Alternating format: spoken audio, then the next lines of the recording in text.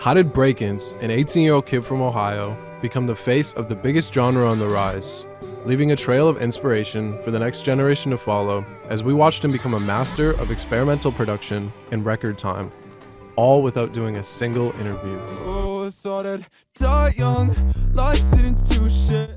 Randy Findell first started making music when he was 13. The catalyst for this new hobby was his love for electronic music.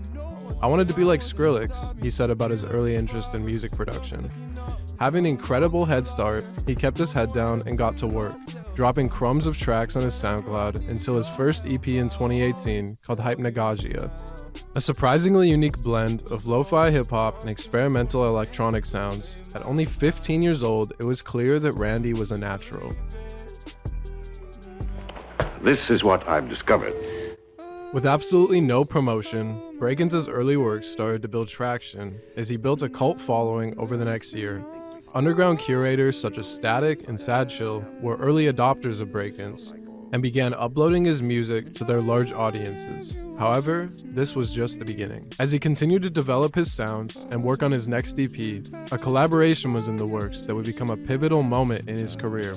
Overcast, a collective of videographers led by Daniel Jordan, were often referred to as the lyrical lemonade of the underground, and their next project was to help create an image for Brakence, who at the time was a faceless enigma. Fuckboy was the leading single off Punk 2. Randy wanted to make it clear that he was evolving, not only in sound, but in confidence. The video debuted on the Overcast channel in February of 2020 and was anything but conventional.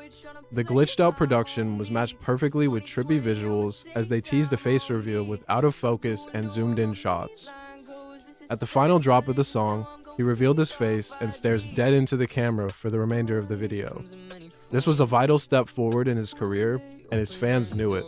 The video exploded in popularity and was soon followed up by their next collaboration.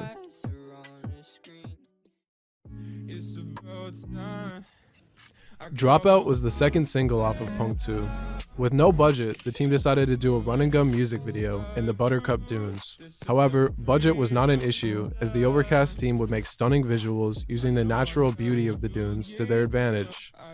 This was their biggest collaboration to date, hitting 1 million views in the first month, which was their first video to do so. Outside of the underground, there was a new sound taking over the mainstream.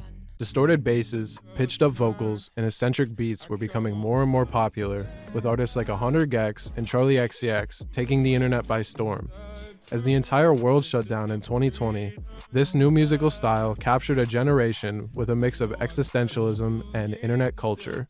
As this style influenced the underground, Brakence became an early adopter. He was already dabbling with experimental production, so this new style was perfect for him. After a couple more releases with Overcast, Brakence became the biggest innovator in the underground. His combination of math rock and emo guitars over glitchy hyperpop production was an instant success in the scene. However, when he reached his peak, he completely disappeared.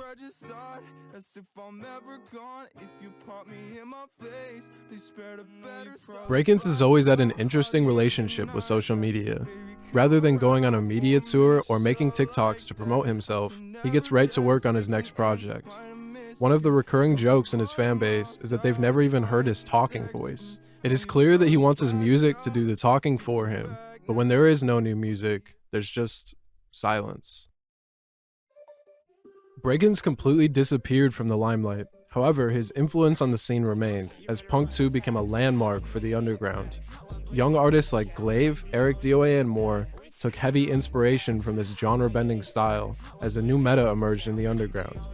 The oversaturated emo rap sound started to fall off as this new style hit the scene like a breath of fresh air. Almost 2 years would pass before another Brakence song would be released. As Glaive and many others in the scene found mainstream success, Brakence became the unsung hero. The once refreshing sound had become oversaturated by tight beats and artists that were trying to conform to this new wave rather than expanding on it. When we needed him most, he returned. In October of 2021, Brakence would drop a video on his Instagram with the caption, "Bloom to Death."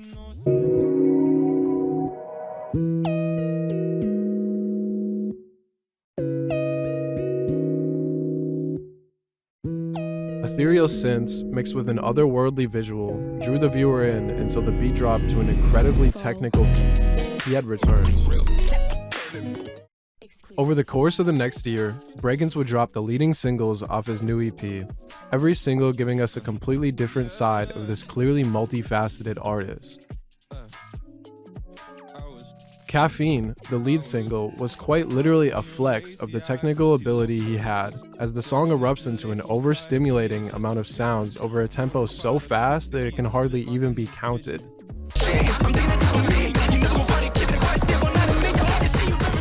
Now match this with Bugging, the last single to drop. This song was much like his Punk 2 era sound, but way more refined.